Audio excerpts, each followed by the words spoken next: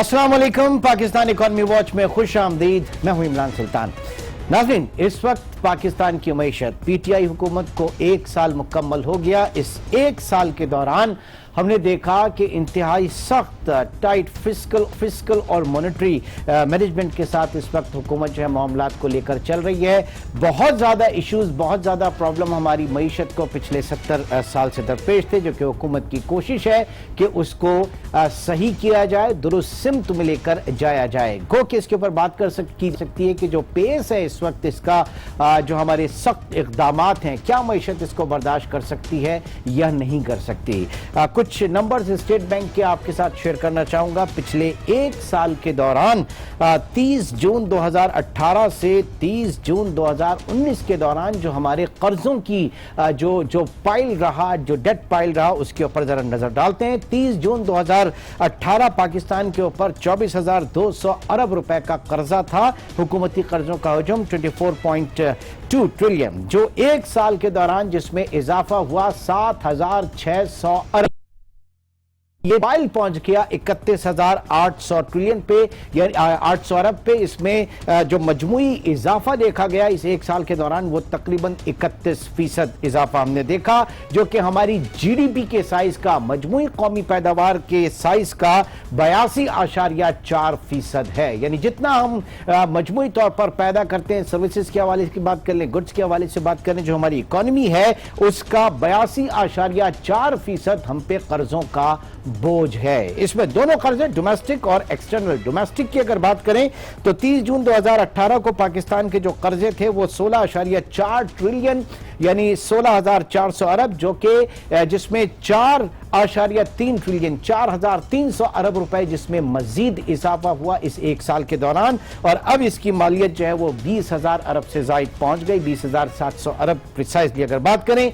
26% domestic कर्जों में हमारे इजाफा हुआ, जबकि जो हमारे फॉरेन डेट्स हैं, बैरूनी कर्ज हैं, एक्सटर्नल डेट है, वो भी 1 साल पहले 7.8 ट्रिलियन के ऊपर थे, जो अब पहुंच चुके हैं 11.1 ट्रिलियन, 3.3 यानी 3,300 अरब रुपए का इसमें भी इजाफा देखा गया। बुनियादी वजह जिसकी कही जा रही है कि जो कर्जे एकदम से इतने ज्यादा बढ़े, इसमें सबसे पहले अगर बात करें तो करेंसी को जिस तरीके से डेप्रिशिएट किया गया, डिवैल्यूएशन हुई, डॉलर जिस तरीके से महंगा हुआ, एक वो, और दूसरा शरह सूद जो कि 1 साल पहले 6.25% पे थी, आज वो 12.25% से क्रॉस कर चुकी है। तो इसमें इन कर्जों के ऊपर जो सूद की अदायगी, क्योंकि सबसे बड़ा जिसने कर्जे लिए हुए हैं वो खुद हुकूमत पाकिस्तान है, अब इसी हुकूमत पाकिस्तान को उन कर्जों के ऊपर सूद की अदायगी जो है वो बहुत ज्यादा भारी भरकम पड़ गई है। मईशत को किस तरीके से आगे लेकर चला जा रहा है, जाहिर है कि हमारे इकोनॉमिक मैनेजर्स इस चीज को बहुत माइन्यूटली देख रहे हैं। कर क्या रहे, क्या हिकमत अमली है, ये जानेंगे। इस वक्त टेलीफोन लाइन पे हमें ज्वाइन किया है Ali Khazar Aslam, head of research Business Recorder. Ali, ये जो बात की जाती थी कि बैरूनी कर्जों की मालियत इतनी बढ़ गई है पिछले 1 साल, और फिर कहा जाता था ओवर द डेकेड पिछले 20 साल में कर्जे इतने पहुंच गए, तो खुद पीटीआई की हुकूमत में रिकॉर्ड कर्जे लिए गए हैं। अब चाहे वो कर्जे लिए गए हों या फिर वो शरह सूद की वजह से या पॉलिसी रेट या करेंसी डिवैल्यूएशन की वजह से बढ़े हों, तो कम से कम ये तो सूरत हाल सामने है कि रिकॉर्ड कर्जा लिया गया इस 1 साल के दौरान। अली खजर जी बिल्कुल ऐसी बात है। ये हमारे कर्जों की जो क्वांटम है ना, जिसे हम कहते हैं कि मतलब अगर उसको एब्सोल्यूट टर्म में देखें तो वो उसमें इतना इजाफा कभी नहीं हुआ। तो एक इसकी वजह ये है कि इकोनॉमी का साइज इतना बड़ा हो चुका है, आपकी ओवरऑल कर्जे इतने बड़े हो चुके हैं, क्वांटम में उसका इंक्रीज आएगा। लेकिन इन टर्म्स ऑफ जीडीपी देखें तो सन 1999 में हम 2000 में इससे ऊपर पे थे, और फिर हमने अपने एक ग्लोबल चेंज आया था, 9/11 आया था, पाकिस्तान अमेरिका के ताल्लुकात बेहतर हुए थे, हमने पेरिस क्लब को भी रीस्केड्यूल किया था और कर्जों को भी चेंज किया था, तो उसकी वजह से बहुत सारी सूरत चेंज हो गई थी। तो ये सूरत अभी भी चेंज हो सकती है, नंबर 1। दूसरी बात, आपने खुद अभी बात की कि ये चूंकि इंटरेस्ट रेट के बढ़ने से जो है डोमेस्टिक डेट सर्विसिंग की कॉस्ट बहुत बढ़ जाती है, और वो इस वक्त हमारा बहुत बड़ा मसला है। इस वक्त डोमेस्टिक डेट हमारा बहुत ज्यादा है। दूसरा, आपने बात की कि करेंसी की डेप्रिसिएशन से फॉरेन जो डेट है उसकी रुपए के अंदर मुख्तार बढ़ जाती है, वो भी एक मसला है। दूसरा ये है कि फॉरेन डेट जो कि हमारे पास पहले पड़ा हुआ था, अब हमने उसको रीस्केड्यूल करना है, वो भी बढ़ रहा है। और दूसरा, कल को जो हुकूमत चाह रही है, जो स्टेट बैंक की कोशिशें हैं कि आहिस्ता आहिस्ता हम अपने टी-बिल्स और पीआईबीज को भी जो है हम फॉरेनर्स को भेजे, तो उससे हमारा कुछ डोमेस्टिक डेट भी फॉरेन में शिफ्ट होगा। तो ये डिजाइन पॉलिसी है जिसके ऊपर काम हो रहा है और ये ऐसा ही होना था। इसमें कहा जाए कि पीटीआई गवर्नमेंट की परफॉर्मेंस यहाँ पे इससे ठीक नहीं है, तो ये कहना ठीक नहीं होगा। नहीं, लेकिन बयानिया देखिए बयानिया तो ये लेकर चला गया था ना कि कर्जे इतने बढ़े पिछली हुकूमतों में। हम टेक्निकल उसके ऊपर बात नहीं कर रहे, हम सिर्फ बयानिया को लेकर चल रहे हैं। जाहिर है कि हुकूमत अगर इसके ऊपर काम कर रही है, हुकूमत चाह रही है कि अपने शॉर्ट टर्म लोन्स को लॉन्ग टर्म में कन्वर्ट करे और ये कर्जा भी बढ़ रहा है। तो मैं तो सिर्फ बयानिया की बात कर रहा हूं, सियासी बयानिया। सियासी बयानिए में तो आप देखें तो पिछले 1 साल के अंदर यूटर्न करते जाएंगे तो उसमें भी रिकॉर्ड आएगा आपके पास। तो वो तो सियासी बयानियों को तो आप बात करते रहेंगे तो उसमें आप हर बात को ठहरेंगे तो आपको एक नया यूटर्न नजर आएगा। वो तो बयानी है तो बिल्कुल ऐसे ही थे। बयानी जो थे वो तो सिर्फ सियासी बयानिया था, वो इलेक्शन जीतने की कोशिश थी और वो सारा अभी भी चल रहा है और वो चलता रहेगा।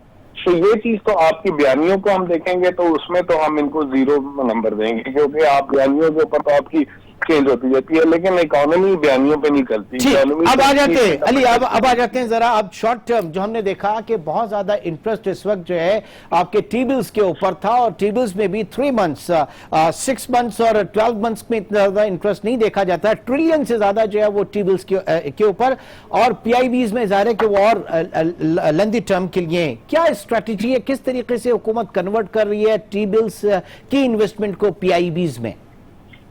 जी इमरान, ये बड़ा इंटरेस्टिंग बात है, इस पर मैंने लिखा भी था और आप देखेंगे तो जरा थोड़ी सी टेक्निकल बात है।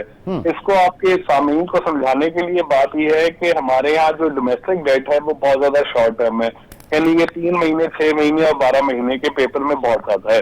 3 साल 5 साल और 10 साल के पेपर में बहुत कम है। तो उससे यह होता है कि रोल ओवर रिस्क हो जाता है कि वो हर दफा जब 3 महीने बाद आता है तो वो आपको उसको रोल ओवर करना पड़ता है, और रेट बढ़ता है तो उसको हाई रेट पे करना पड़ता है, कम होता है तो उसको कम पे करना पड़ता है। आईएमएफ चाहता है कि ये आपका रोल ओवर रिस्क कम हो, उसकी कंडीशन होती है। पिछले आईएमएफ प्रोग्राम में भी ऐसे ही था। सन 2014 के अंदर जब इंटरेस्ट रेट आपके टॉप के ऊपर थे, उससे भी ये कन्वर्जन हुई थी पीआईबीज में। अभी आप देखें तो अभी भी ये कन्वर्जन हुई है। अगेन उससे भी इंटरेस्ट रेट टॉप पे थे, आज भी इंटरेस्ट रेट टॉप पे है, यानी कि अपने पीक पे थे।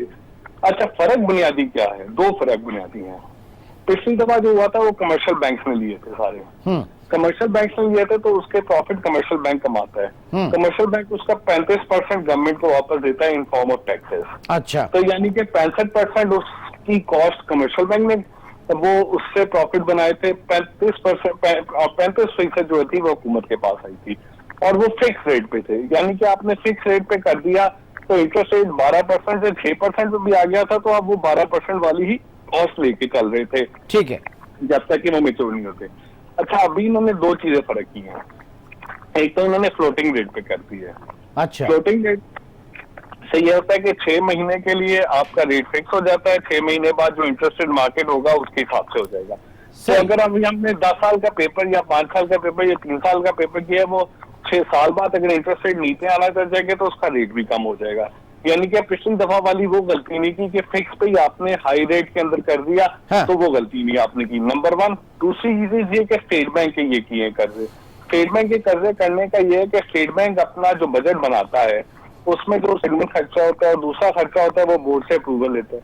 बाकी जितने स्टेट बैंक के पैसे बनते हैं वो हुकूमत को नॉन टैक्स रेवेन्यू दे देता है। ठीक, तो यानी कि स्टेट बैंक लेकिन अली एक बुनियादी सवाल के इस वक्त जो हम देख रहे हैं जिस तरीके से शॉर्ट टर्म पेपर के अंदर बहुत ज्यादा इंटरेस्ट, तो यही देख के इंटरेस्ट के जनाब आगे चल के और पॉलिसी रेट जो है वो बढ़ेगा। अब अगर इसको आप लॉन्ग टर्म में कन्वर्ट करते हैं तो उसके लिए आपको एक ये जरूर शो करना होगा, इंडिकेट करना होगा कि अब फर्दर पॉलिसी रेट नहीं बढ़ रहा। तो ये इंडिकेशन आ रहे हैं कि पॉलिसी रेट फर्दर नहीं बढ़ेगा? नहीं, इसका पॉलिसी रेट फर्दर बढ़ने ना बढ़ने से कोई डायरेक्ट लिंक नहीं है। लेकिन पार्टिसिपेशन तो होती है ना, मार्केट पार्टिसिपेशन तो ये देख के होती है। नहीं, पार्टिसिपेशन का भी से लिंक नहीं है, क्योंकि अच्छा। ये कर्जे हैं ये स्टेट बैंक के कर्जे हैं। आपने स्टेट बैंक के कर्जे हुकूमत ने और स्टेट बैंक ने मिलकर मार्केट रेट के करीब करीब कन्वर्ट कर दिए हैं। ठीक, अब स्टेट बैंक के कर्जे जो है वो स्टेट बैंक का जितना प्रॉफिट बढ़ेगा वो हुकूमत को वापस आ जाएगा। यानी कि जो आपका फिस्कल डेफिसिट बढ़ेगा डेट सर्विसिंग की वजह से, वो आपका नॉन टैक्स रेवेन्यू से एडजस्ट हो जाएगा, तो नेट ऑफ फिस्कल डेफिसिट उतना ही रहेगा। ठीक है, अली खिजर बहुत शुक्रिया, आप इस वक्त हमें डिस्कस कर रहे थे इस तमाम इशू को, इस तमाम मामले। नाज़रीन, एक छोटे से ब्रेक की तरफ चलेंगे और ब्रेक के बाद हमें ज्वाइन करेंगे कामरान नासिर, जो कि चीफ एग्जीक्यूटिव हैं जेएस ग्लोबल कैपिटल के। एक छोटे से ब्रेक के बाद दोबारा मिलते हैं। वेलकम बैक नाज़रीन, इस वक्त हमें ज्वाइन किया कामरान नासिर ने, आप सीईओ जेएस ग्लोबल कैपिटल, बहुत शुक्रिया। आपको पूछे पूरे एक साल में लातादाद दफ़ा हमने देखा कि प्राइम मिनिस्टर साहब के साथ जो मीटिंग्स वगैरह हो रही हैं, उनकी इकोनॉमिक काउंसिल वगैरह की, और जो कॉर्पोरेट सेक्टर से आपने काफ़ी जगहों पे ब्रीफ किया। ये बताइए थॉट क्या है इस वक्त, क्योंकि इंतहाई टाइट मॉनेटरी और फिस्कल साइड दोनों पॉलिसीज़ को लेकर चल रहे हैं। रिकॉर्ड कर्जे पिछले एक साल में लिए गए, IMF प्रोग्राम भी है, फिर आप डॉक्यूमेंटेशन की भी तरफ भी जा रहे हैं, बहुत सारी चीज़ें एक साथ करने की कोशिश की जा रही है। और इस बीच में आपकी GDP ग्रोथ जो है वो सबसे ज़्यादा मुतासिर हुई। कैपिटल मार्केट से आपका ताल्लुक है, कैपिटल मार्केट भी इस वक्त अपनी बका की जंग लड़ रही है। तो क्या मशवरे क्या दिए जा रहे हैं और उस पर अमल क्या हो रहा है, ये ज़रा पहले क्लियर कर दीजिएगा। देखिए, सबसे पहले तो बात है कि हमने इन प्रोग्राम से बड़ा डिस्कस किया और बड़ा खुल के जब भी कभी कुछ हुआ, और ख़ासतौर पर बड़ा तनकीद भी किया गवर्नमेंट के ऊपर। मेरा ये ख्याल है कि जो शुरू का पीरियड था, बिल्कुल इनिशियल स्टेज, वहाँ पे जो सबसे बड़ी गलती या कहें कि एक गलत एक्सपेक्टेशन बिल्ड हो गई थी अवाम के अंदर, क्योंकि ये एक जो पॉलिटिकल, जब आप आते हैं किसी भी गवर्नमेंट के अंदर, इलेक्शन कैंपेन करते हैं, तब आप जिस तरीके से तनकीद करते हैं, ग्राउंड रियलिटी उसके बिल्कुल डिफरेंट थी। और कुछ जो बातें कह चुके थे, उसके बाद जो फाइनेंस मिनिस्टर आए, उन्होंने भी उनके ऊपर एक्ट करने में नहीं, तो आवाम को अगर ये तवक्कात थी तो ये तवक्कात दिलाई गई थी ना, ये दिलाई गई थी, खुद से आवाम से थोड़ी वाबस्ता, बिल्कुल ऐसे तवक्कात दिलाई गई, ये तवक्कात दिलाई गई थी। वो दिलाने की वजह से वो बैकफायर की, क्योंकि अच्छा। ये आप इसकी एक एग्जांपल ये ले लें कि एक छत है जिसमें से पानी बह रहा है और पानी नीचे भी खड़ा हो गया है, तो आने वाले ने सबसे पहले सिर्फ नीचे का पानी साफ नहीं करना, उसने छत के वो जो होल्स हैं उनको ब्लॉक भी करना है, और उसके बाद फिर दोबारा रीप्लस्टर करेंगे और चीजें ठीक करेंगे। सो इकोनॉमी तो बिल्कुल उस सिचुएशन में पहुंची हुई थी। अब जब आप कहते हैं स्ट्रक्चरल रिफॉर्म्स लेके आना, स्ट्रक्चरल रिफॉर्म्स हमेशा, इमरान आप जानते हैं, आप इतने शोज करते हैं तो लोगों से बात करते हैं, ये बड़ा पेनफुल प्रोसेस होता है बहुत, और इसके अंदर आपको अवाम की एक्सपेक्टेशन को बड़ा मैनेज करना पड़ता है कि आप एक तरफ अगर ये कह देंगे कि इकोनॉमी बड़ी रोजी हो जाएगी, ऐसा होता नहीं है, क्योंकि इसकी एक नेचुरल साइकिल है। सो व्हेनेवर इकोनॉमी में there is a downward trend, तो उसने रिसेशन से बूम भी करना है, लेकिन हम उसकी स्लाइड के ऊपर थे, और उस स्लाइड के ऊपर हमें यह समझ नहीं आ रही थी कि बॉटम कहां आएगा। और बॉटम के जो सबसे इंपॉर्टेंट इंडिकेटर्स थे वो ये था कि इंटरेस्ट रेट कहां जाके पीक आउट करेगा, ये पहला सवाल था। और दूसरा सवाल ये था कि क्या IMF आएगा कि नहीं आएगा, क्योंकि आपको एक एक्सटर्नल वर्ल्ड को एक कॉन्फिडेंस देना था कि जी Pakistan is ready to undertake all the structural reforms. और तीसरी इसमें बात एक ऐड ये करूं कि जो आपने एक्सचेंज रेट मैनेज किया हुआ था, उस एक्सचेंज रेट ने कहां जाके रुकना है, क्योंकि अब इसमें टॉप आप समझ रहे हैं, आप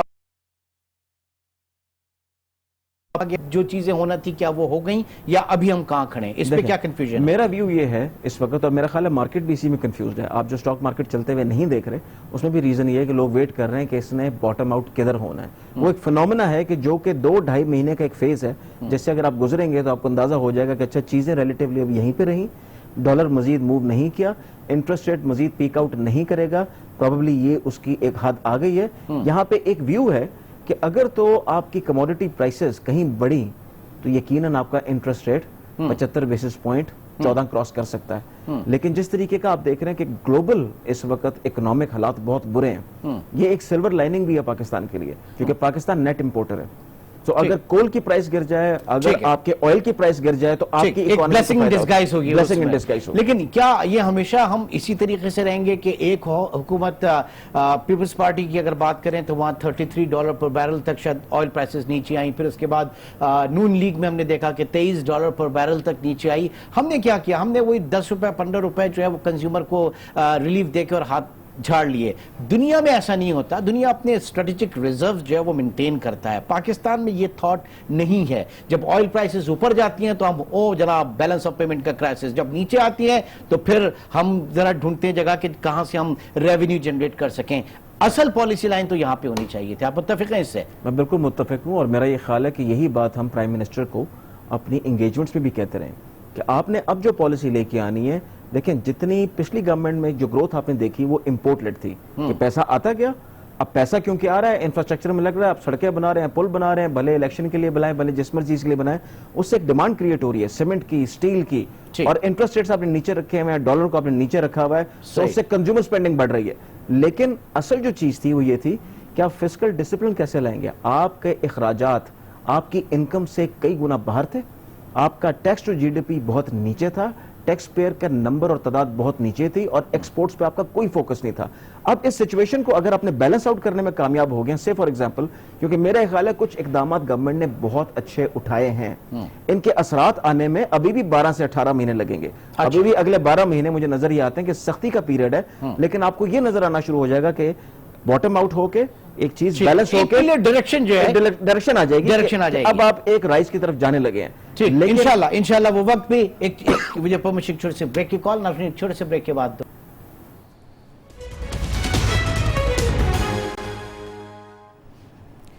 वेलकम बैक। नाज़रीन, बात कर रहे हैं पाकिस्तान की इकॉनमी इस वक्त कहां पर है, आगे किस तरीके से हम जाएंगे और किन पॉलिसीज के ऊपर बात की जा रही है।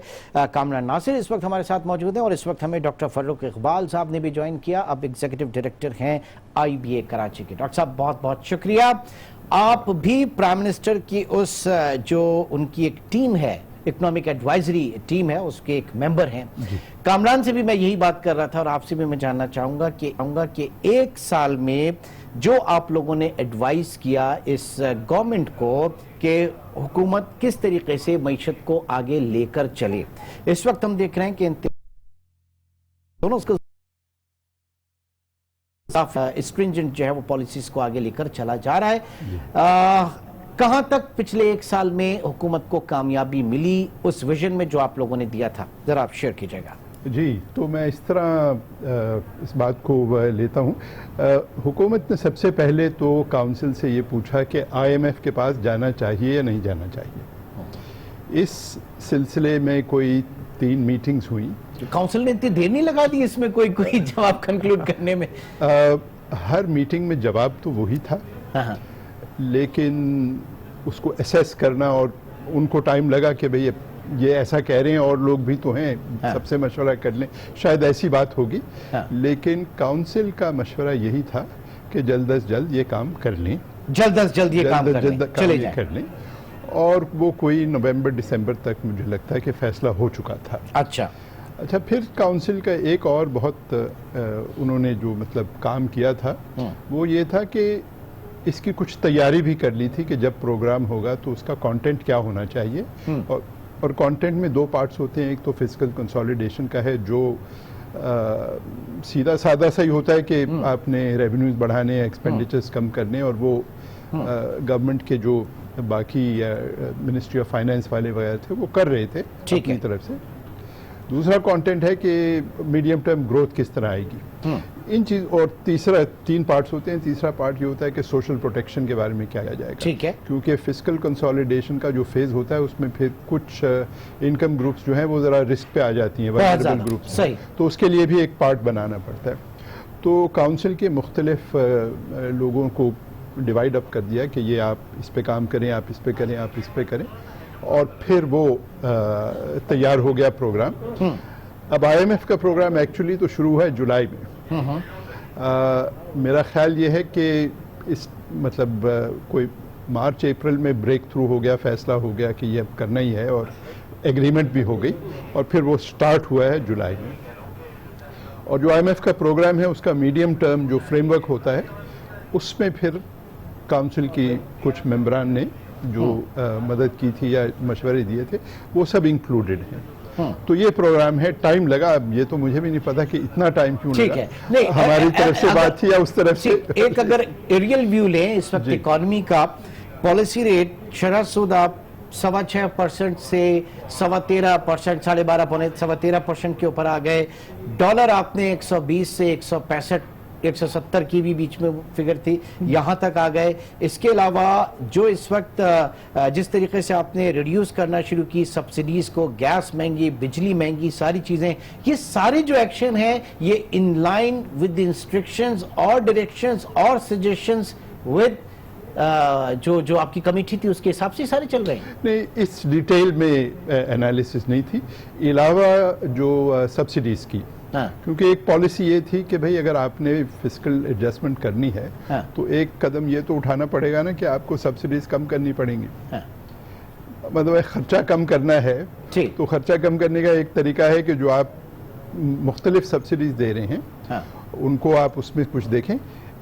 सिर्फ एक सब्सिडी आप समझें जिस पे कोई मसला नहीं था, वो है सोशल प्रोटेक्शन की, कि जो सबसे गरीब तरीन तबके हैं या तबका समझें कि बॉटम 10% समझें, उनके लिए जो प्रोग्राम्स हैं, जो सब्सिडीज अवेलेबल हैं, कैश ट्रांसफर्स भी हैं, उस पे था कि भाई इसको बरकरार रखें और हो सके तो थोड़ा बढ़ा भी दें, और इनफैक्ट गवर्नमेंट ने वो बढ़ा दिया है। ठीक, हम 2 प्रोग्राम लाए, एक BISP को थोड़ा बढ़ाया और फिर एहसास प्रोग्राम जो है शुरू हो गया, तो वो जो सोशल प्रोटेक्शन का है वो मेरा है। मगर बाकी तो इट वाज ऑब्वियस कि अगर आपने खर्चे कम करने हैं तो एक सोर्स तो ये है, और वो हो गया।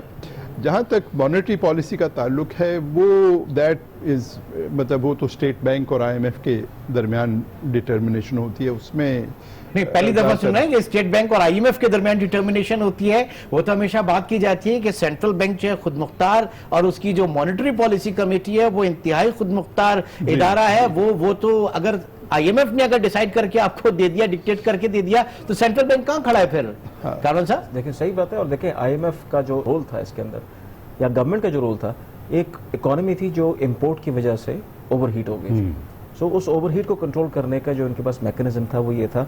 अगर आप वैसे भी देखें और आप देखें कि आपके जो एक्सटर्नल अकाउंट पे जो प्रेशर कम हुआ है और करंट अकाउंट आपका बेहतर होना शुरू हुआ है, उसमें प्राइमरीली इट इज इंपोर्ट्स जिनको आपने कम किया, बहुत नीचे कर दिया। और उसको करने का जो मैकेनिज्म था आपके पास वो यही था कि आप इंटरेस्ट रेट्स को इंक्रीज करें। उस पर यह डिबेट जरूर थी कि गवर्नमेंट इतना ज्यादा इंटरेस्ट रेट इंक्रीज करने में शायद इंटरेस्टेड नहीं थी, क्योंकि जब हम पहले, जैसे आपने कहा, PM की मीटिंग में हम जाके बैठते थे, तब असद उमर थे, तब ये भी बात होती थी कि IMF कहता है कि जी 15% कर दो, 16% कर दो। नॉट एग्रीइंग के IMF कहता था कि नहीं कहता, 2% मैंने 18% भी सुना। ये 18% भी सुना था। सर कथा कलामी होगी, ये फरमाइएगा, क्योंकि बात अभी उसी नहज पे चल रही है। एग्रीगेट डिमांड कर्टेल किया आपने इंपोर्ट्स की, आपने इंपोर्ट को कंट्रोल किया एट व्हाट कॉस्ट? आपने डॉलर को महंगा करके आपने चीजों को इतना महंगा कर दिया कि वो लोगों की दस्तरस से निकल गई, और जब दस्तरस से निकल गई तो अल्टीमेटली आप नंबर्स देख रहे हैं, तो ये तो आपकी कंजम्पशन यहां पे खत्म हुई।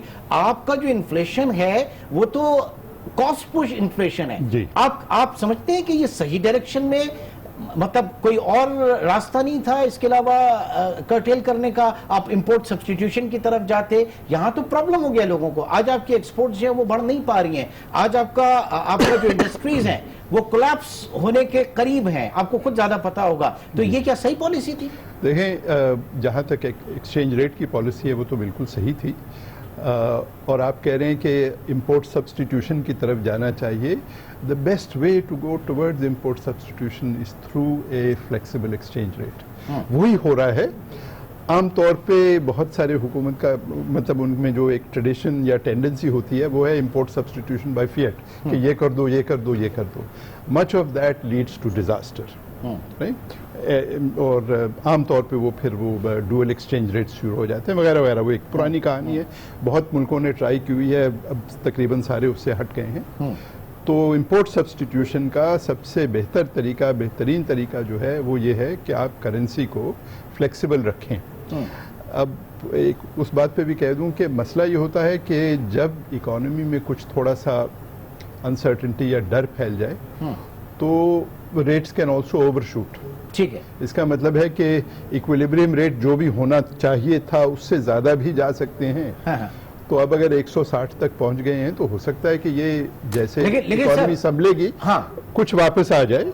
It's not clear. मैंने IMF के मार्केट डिटरमाइन जो एक प्रोसेस है, एक प्रोसेस होता है, इसमें मेरा सवाल है कि प्रिसिजन के साथ नहीं हो सकता। कि IMF के तो अपने रिलीजन में है कि आप फ्लेक्सिबल इंटरेस्ट रेट रखें, फ्लेक्सिबल एक्सचेंज रेट रखें, ये IMF के रिलीजन में, और वही इस वक्त बहुत ज्यादा इसके ऊपर हमें प्रेशर भी डाला।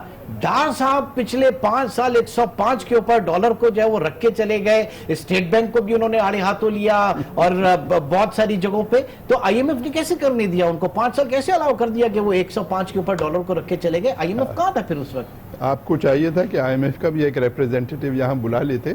नहीं, ये सवाल आपके ज़हन में भी तो आया होगा। मैं तो जान रहा हूँ कि देखिए हमारे क्या वो पॉलिटिकल मूव थी? फिर हमारे जहन में बहुत सवाल आते हैं कि आईएमएफ ने ऐसा क्यों किया या वैसे क्यों किया, but they are in a better position to answer. लेकिन ये तो मुझे लगता है कि आईएमएफ भी अब मानते होंगे, अगर उस वक्त नहीं थे, कि ये सही नहीं था। इस पे थोड़ा सा मैं ऐड करूं। हाँ। वो करने में इसलिए कामयाब होंगे जो मुझे नजर आ कि देखें, जैसे मैंने कहा था कि इंपोर्ट लेड ग्रोथ थी, हाँ। सीपैक आ रहा था, हाँ। डॉलर्स फ्लो कर रहे थे, बोरिंग कर रहे थे, तो वो ये दिखा रहे थे कि मैं रिजर्व्स बिल्ड कर रहा हूं, इवेंचुअली प्रेशर नहीं पड़ेगा। ये एक मंतक है, इसका सही होना जरूरी नहीं है, क्योंकि उसी के साथ आपका एक real effective exchange rate index चल रहा होता है, जो कि बिल्कुल ग्राफ उसका गलत रीड कर रहा था, वो बता रहा था कि आपकी करेंसी ओवर वैल्यू हो गई है। तो ये कंसर्न था। अगर तो उनकी गवर्नमेंट हर साल 3 से 5% के दरमियान डिप्रिशिएट करती रहती तो हम इस अजाब में आज फंसते ही नहीं जिसके अंदर हम ऑलरेडी हैं। सेकेंडली, जहां हमने बात की ना कि क्या हमारे पास यही रास्ता रह गया था, देखें अगर आपने ये काबीना देखी हो जो प्राइम मिनिस्टर इमरान खान की है, मेरा ख्याल है कि जितने अच्छे लोग प्राइवेट सेक्टर से और हर जगह से एंगेज करके, सर इसीलिए तवक्कात बहुत ज्यादा हो गई थी, बहुत ज्यादा, इसीलिए तवक्कात बहुत ज्यादा हो गई। अब मैं इसमें एक चीज अगर ऐड करूं आपकी परमिशन से, कि आपकी ख्वाहिश एक है आपकी एग्जीक्यूशन कैपेबिलिटी। हम वो जो कैपेबिलिटी और कैपेसिटी वाला जो हमारा बॉक्स है ना, हम वहां पे जाके मार खा जाते हैं। देखें, आपने इंपोर्ट सब्स्टिट्यूशन करनी है, आपने बहुत सारी चीजें इंप्लीमेंट करनी है, लेकिन थ्रू दी जो आपके इंस्टीट्यूशन जो हैं वो इतने मजबूत और फाल नहीं है, जो कि एक अलग चैप्टर है, कि जिसको जब तक सही नहीं करेंगे, जो ट्रिकल डाउन इंपैक्ट होता है ना, वो हमेशा, if I am the CEO of a company और मैं कहूं कि ये काम कर दो, अगर मेरी एग्जीक्यूशन टीम ठीक नहीं होगी तो वो काम 2 सालों में भी नहीं होना। और अगर टीम होगी, ब्यूरोक्रेसी उसके अंदर आ जाती है, पूरी जो ब्यूरोक्रेटिक अप्रोच है हमारी वो उसके अंदर आ जाती है, उसको बहुत ज्यादा देखने की जरूरत है। मेरा ये कहना ये है कि हम तनकीद तो उस गवर्नमेंट बहुत कर रहे हैं, लेकिन मेरा ये ख्याल है आपके जो डिसीजन है ना, जैसे कि आखिरी मीटिंग जब पीएम से हुई तो हमने उनको खासतौर पर यह कहा कि अब आपने नहीं घबराना, आप हमें कहते हैं ना घबराना नहीं है। अच्छा, क्योंकि 5.5 ट्रिलियन का हदफ मेरे नजदीक नामुमकिन के करीब का हदफ है जो आपने टैक्स कलेक्शन करनी है। अब उसको करने के लिए आपके ये जो आईएमएफ रिव्यूज होंगे हर क्वार्टर पे आएंगे, ठीक है। हर क्वार्टर पे अगर आप उस टारगेट को मीट नहीं करेंगे तो क्या होगा? आईएमएफ आपको कहेगा कि अच्छा आप ऐसा करें, जीएसटी बढ़ा दें, मिनी बजट आ जाए फलानी, क्योंकि उसको वो टारगेट मीट करना है। और अगर इनका फोकस ये जो नॉन टैक्स पेयर्स हैं उस तरफ ना गया तो ये आ जाएगा वापस टैक्स पेयर्स पे, तो एक नया तमाशा शुरू हो जाएगा। टू एन एक्सटेंट जो इस वक्त हम भी इसको सपोर्ट करते हैं, आप जो एक इकोनॉमी की डॉक्यूमेंटेशन की ड्राइव लेकर चल रहे हैं, हम भी इसको सपोर्ट करते हैं, बिल्कुल ऐसा होना चाहिए।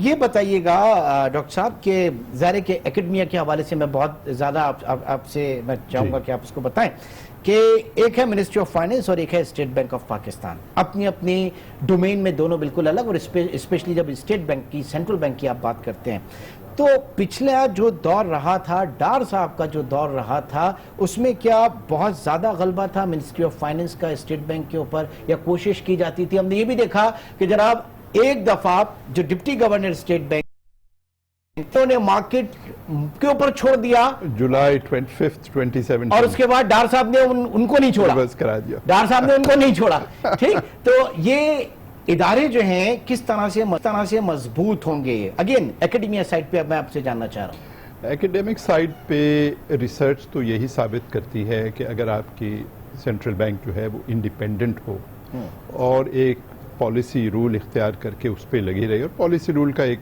मतलब बेसिस होनी चाहिए, तो उसकी जो medium term to long term outcomes जो होते हैं दे आर सुपीरियर। एंड जो टारगेट होता है वो आमतौर पे इन्फ्लेशन होता है कि this is the outcome that will be measured. और ग्लोबल एक्सपीरियंस तो यही है कि when central banks target experience and they have independent policy instruments to do that and no political interference takes place, तो वो हो जाता है। लेकिन दुनिया में हर जगह पॉलिटिकल फैक्टर्स आते हैं और कोशिश करते रहते हैं। आपने नोटिस किया होगा कि आजकल अमेरिका में ये बड़ी डिबेट चल रही है, क्योंकि वहाँ पर जो सदर हैं अमेरिका के वो बहुत कोशिश कर रहे हैं कि सेंट्रल बैंक पे इंटरेस्ट रेट कम करने की कोशिश करें, तो वो हर रोज कुछ ना कुछ ट्वीट करते हैं, कुछ वो तो अपनी मर्जी के मालिक हैं उनका तो। लेकिन वहाँ पर ये काम जो है ये इस तरह हो सकता है, ये नहीं, वो ऑर्डर नहीं कर सकते। ठीक है, मुझे लगता है यहाँ पर शायद जो ऐसा रहा है जो गाइडेंस मिलती थी वो कुछ ज्यादा सख्त ठीक है। अब दैट्स माय अंदर के ठीक है कामरान साहब, अब देखें एक बड़ी अच्छी चीज, बड़ी हेडलाइंस उसकी बनी कि सेंट्रल बैंक जो है अब हुकूमत को कर्जा नहीं देगा, हुकूमत सेंट्रल बैंक से कर्जा नहीं लेगी। अगेन इन्फ्लेशनरी प्रेशर, क्योंकि आप नोट छाप कर देते हैं, आप कमर्शियल बैंकों से लेंगे। अब कमर्शियल बैंकों के पास जाहिर है कि उतनी एपेटाइट उनका नहीं, उनके पास है नहीं इतना, तो स्टेट बैंक खुद ओमो करके उनको दे रहा है, फिर वो वहां से स्टेट बैंक को दे रहे हैं। तो कान यहां से पकड़े या यहां से पकड़े एक ही बात है, ये चीज नहीं देखी जा रही। देखिए बिल्कुल देखी जाती है, और खैर एक थोड़ा बहुत फर्क तो बिल्कुल है उसके अंदर कि जहां मनी प्रिंटिंग है उससे ये तरीका जो है बहरहाल वो बहुत बेहतर है। But at the other and जब भी ये इंटरेस्ट रेट राइज होता है पाकिस्तान के अंदर, तो गवर्नमेंट को अब जिधर फोकस करना चाहिए था, क्योंकि मैं हमेशा कहता हूँ कि इंडस्ट्री स्टॉल कर जाएगी। स्टॉल इसलिए कर जाएगी, इन इंटरेस्ट रेट्स के ऊपर आपका जो एसएमई आपका सेक्टर है वो बिल्कुल सर्वाइव नहीं कर सकेगा, बड़ा नहीं कर पाता। सही। तो वहां पे बैंक्स क्या करते हैं कि बैंक्स जाके गवर्नमेंट के बॉन्ड्स खरीदना शुरू कर दे कि उनका स्प्रेड बहुत हेल्दी है, वो परफॉर्म करते रहेंगे, लेकिन लेंडिंग रुक जाएगी, वो पहिया मईशत का चलना रुक जाएगा। हम यहाँ पे बैंकों के लिए हींग लगे ना पिचकेरी, रंग भी चौखा, ठीक है ना। तो ये सूरत हाल अब बैंक इस तरह से, अब इसके लिए क्या स्ट्रेटेजी है डॉक्टर साहब, आप बताइएगा किस तरीके से एसएमईज आपका, फिर आप बात करते हैं 1 करोड़ जॉब्स की बात करते हैं, 50 लाख घरों की तामीर की बात करते हैं, घरों की तामीर की बात करते हैं, तो उसमें आप ये कहते हैं कि गवर्नमेंट जो है वो फाइनेंस नहीं करेगी, प्राइवेट कंपनीज आएंगी, तो कोई प्राइवेट लेंडिंग कोई भी आएगी वो फी सबीलिल्लाह तो नहीं आएगी, वो तो कमर्शियल इंटरेस्ट के तहत आएगी। तो कहां से होगा फिर ये मुमकिन? जी कुछ देर पहले पिछले सेगमेंट में ये बात हुई थी कि इस सिलसिले को चलने के लिए कोई 12-18 महीने और चाहिए, तो उस पर फोकस करें कि ये 12 महीने तो ये जो है फिस्कल एडजस्टमेंट जो होती है तो उसका असर कॉन्ट्रैक्शनरी होता है, यानी इकॉनमी रुक जाती है, एक्टिविटी कम हो जाती है, अनएम्प्लॉयमेंट बढ़ जाती है, वगैरह वगैरह। सर 18 महीने आप जो बात कर रहे हैं, इकॉनमी जो है वो रुक सकती है, अनएम्प्लॉयमेंट बढ़ सकती है, महंगाई बढ़ सकती है, आपकी मईशत बर्दाश्त कर पाएगी? बस वो देखना है कि क्या है। कुछ अगेन मतलब कंपैरेटिव एक्सपीरियंस अगर है तो कुछ मुल्कों में तो ये सिलसिला 5-6 साल भी चला है। हाँ। और मतलब है उनकी नौयत कुछ और होती है, और फिर बहरहाल वो देखना है। मेरा ख्याल है कि हमारे मसले इतने शदीद नहीं थे कि 5 साल की एडजस्टमेंट की ज़रूरत है, लेकिन 1 से 2 साल की एडजस्टमेंट इज़ नॉट अनयूजुअल, और इसलिए इस वक्त आपको बस हौसला करना पड़ेगा कि ये थोड़ा सा दर्जाए हरारत इकोनॉमी का कम करने की कोशिश कर रहे हैं, और वो होगा। उसके बाद असल चीज तो सर हमें डॉलर्स चाहिए ना। अब चाहे वो सबसे आइडियल क्या है कि पाकिस्तान में इन्वेस्टमेंट होराइजन में आए, ठीक है, सेकंड आपका रेमिटेंसेस है, थर्ड आपका प्राइवेटाइजेशन के उसमें आप चले जाएं, और सारी चीजें ये जी एक्सपोर्ट ग्रोथ भी तो है ना। हाँ वो तो बिल्कुल भूल गए, वो तो चले, वो तो सबसे आइडियल है, सबसे आइडियल है। But problem is this Nasir साहब कि इस तरह से एक्सपोर्ट कैसे आपकी बूम करेगी कि एक तो आपका पॉलिसी रेट को आप ले लें, फिर आप जितनी महंगाई आपने कर दी, उनका कॉस्ट ऑफ प्रोडक्शन इतना महंगा हो गया। बांग्लादेश तैयार है, वहां देखें बोर्ड ऑफ इन्वेस्टमेंट बांग्लादेश का जो हेड है खालिदा जिया जो है वो लेके कलीम है कि बांग्लादेश में 28 दिनों में इलेक्ट्रिसिटी का कनेक्शन, इतने दिनों में ये कनेक्शन, 1 विंडो ऑपरेशन, 5 से 10 साल का टैक्स फ्री जो है वो वहां पे सारी फैसिलिटी दी जा रही है। हमारा हिस्सा तो दूसरे लेके जाने के चक्कर में बिल्कुल ऐसा ही। और देखें इसका कसूरवार हम खुद ही हैं। आपने बांग्लादेश की बात की, बांग्लादेश को कैपिटल मार्केट्स पे स्टॉक मार्केट कैसे बनती है ये हमने बताया था, और जब हमने सिखाया, हमारा इन्वेस्टर 2.5 लाख है का 3 मिलियन क्रॉस करके, बल्कि 40 लाख। इसीलिए उनकी कैपिटल मार्केट्स परफॉर्म भी अच्छा कर रही है। जब तक आप स्ट्रक्चरल और इंस्टीट्यूशनल रिफॉर्म्स नहीं करेंगे और उनको सीधा नहीं करेंगे, मैंने आपसे कहा था ना, पाकिस्तान में कानून हर चीज का है, लेकिन कोई चीज क्योंकि इंप्लीमेंट नहीं होती, उसकी एग्जीक्यूशन नहीं है, इसीलिए आप कहते हैं इंसाफ नहीं मिलता और कोई चीज ठीक नहीं है। अब हमें पता है किसी भी चीज की प्रेसिडेंस भी नहीं है, अब हमें पता है कि लाल बत्ती के ऊपर आपने नहीं जाना, रुकना है। अब कभी मुझे दिखा दें आप डिफेंस में कराची में कि रात का टाइम हो, जरा सी ईज ऑफ और पुलिस वाला ना खड़ा हो, प्रेशर ना हो, कोई बंदा भी किसी चीज की पाबंदी नहीं करेगा। हमें एक्चुअली इस वक्त एनफोर्समेंट के लिए एग्जीक्यूशन जिन इदारों ने करनी है और जिन्होंने उनको एनफोर्स करना है उनको सही करने की बहुत जरूरी है। वो इदारे इतने केपेबल भी हों डॉक्टर साहब, प्रोवाइडेड के इदारे इतने केपेबल भी हों। और मैं इसमें अगर ऐड कर दूं, देखें आपका जो असल मसला रहा है हमेशा वो फिस्कल डिसिप्लिन रहा है।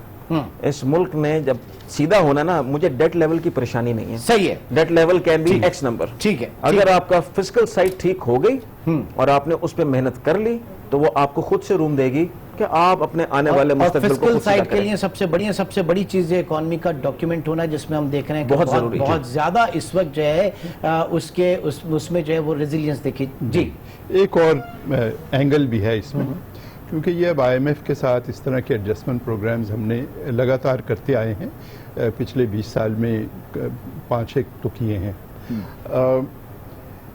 जो फिस्कल एडजस्टमेंट का पहला फेज होता है उसका मकसद ये होता है कि जो फिस्कल ड्रेन है और फॉरेन एक्सचेंज पे प्रेशर है वो कम हो जाए, लेकिन उसके साथ साथ फिर उम्मीद ये होती है कि मीडियम टर्म ग्रोथ के लिए प्राइवेट इन्वेस्टमेंट किसी तरह चले। हमारे यहाँ वो फिस्कल प्रेशर कम हो जाता है, एक्सचेंज रेट प्रेशर कम हो जाता है, उसके बाद सब सांस लेते हैं और कहते हैं फिर से शुरू करो, दोबारा स्पेंडिंग शुरू करो। और वो जो private sector oriented investment growth है वो नहीं होती, क्योंकि दूसरी तरफ चले जाते हैं। ठीक, तो इस दफा भी ये होगा, विद इन 12 मंथ्स आपको ये फिस्कल प्रेशर कम हो चुका होगा। ठीक है, यानी हमें इंतजार है तो उन सारी चीजों का जिनका टॉप लेवल आना जो हम देख रहे हैं, क्या वो आ चुका है या वो चीजें जो बॉटम आउट होनी है वो हो गई हैं, यानी ये एक क्लियर डायरेक्शन का। ये जो 12 महीने का पीरियड है और एडजस्टमेंट का, इस दौरान BOI, ministry of investment, all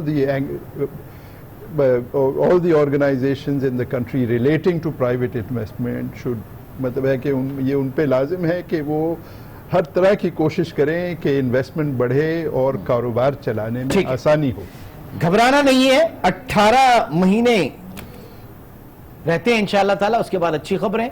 by the time पूरी कोशिश होनी चाहिए कि जिस तरीके से जिन रिफॉर्म्स की हुकूमत बात कर रही है, खुद जो मशीनरी है हमारी उसके अंदर इतनी कैपेसिटी भी हो, उस कैपेसिटी को भी बिल्ड करे। बहुत बहुत शुक्रिया डॉक्टर फर्रुख रामना नासिर साहब, आप दोनों हजरात का। नाज़रीन, आज के प्रोग्राम से इतना ही, इंशाअल्लाह अब आपसे कल मुलाकात होगी। अपना बहुत ख्याल रखिएगा, अल्लाह हाफ़िज़।